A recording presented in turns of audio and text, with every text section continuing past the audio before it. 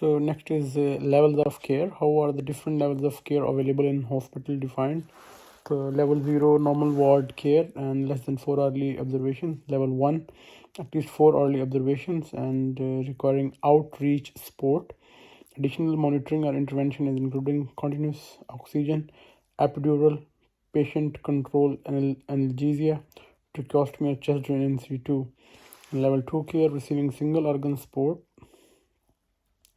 administration of basic respiratory and basic cardiovascular support without any other organ support in level 2 care. Patients pre-op optimization, extended post-op care, and stepping down from level 3. Level 3, advanced respiratory support of 2 or more organ systems. Why is it important to know the level of the care? The level of care needed is used to work out the safe levels of staffing for an intensive care unit.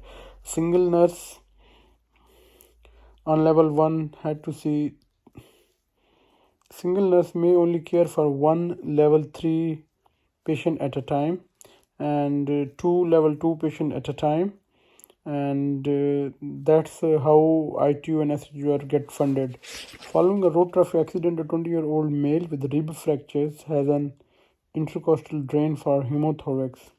He needed a laparotomy to control bleeding from ruptured spleen. He is currently being monitored with an arterial line and is requiring an infusion of noradrenaline to maintain his blood pressure. What is an appropriate level of care for him post-operatively? Currently receiving support for 2 organs, basic respiratory and cardiovascular. Qualifies level 2, therefore HDU ITU care. High chance of respiratory function deteriorating after laparotomy. Pulmonary contusion, rib fractures and pneumothorax may require post-operative mechanical ventilation or non-invasive ventilation to maintain adequate oxygenation. How do you decide on the appropriate level of care for a patient post-operatively? Depends on the local factors, patient factors, surgical factors and anesthetic factors.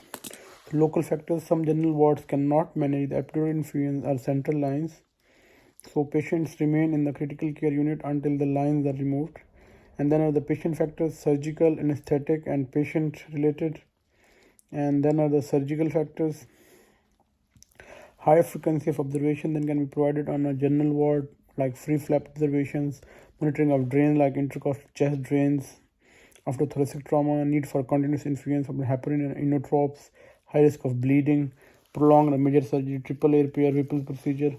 Now, third, last one, anesthetic factors, prolonged anesthesia, type of analgesia, abdominal catheter, need for vasoactive drugs. So patient factors identified as high risk for preoperatively due to the comorbidities, hypoposum and severe limited exercise capacity or cardiopulmonary exercise testing. So how do you assess a patient fitness for surgery? So take history, and during the history focus on his cardiovascular and respiratory system. Ask about exertional dyspnea, chest pain, orthopnea, paroxysmal nocturnal dyspnea, ankle swelling, history of airway disease, atrial fibrillation, previous myocardial infarction or coronary intervention, previous stroke, diabetes, medication use. Determine self-reported performance status and exercise capacity. Examine the patient for signs of respiratory and cardiac disease, for example, ankle edema, lung crepitations, V's or heart murmur or auscultation. Then is cardiopulmonary exercise testing has recently been introduced for these patients. It is able to quantify surgical risk more accurately. The patient rides on the exercise bike while oxygen consumption and carbon dioxide production are measured. A report with measure of AT is generated. What is AT?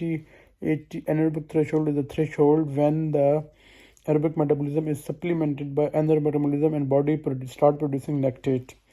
A report with measure of AT is generated, and AT less than 11 mil per kg per minute is high risk patient. The patient should be admitted to ICU post-operatively. What is the most commonly used disease severity score system in the UK?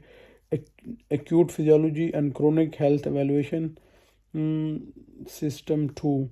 It combines 12 physiological parameters with age and chronic health score.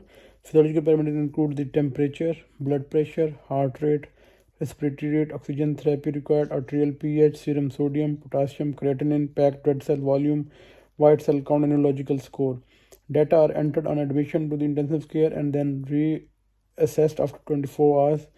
The resulting score provides an index of disease severity and the risk of death. Predicted risk of death within Apache score within 40 or 100%. Thank you.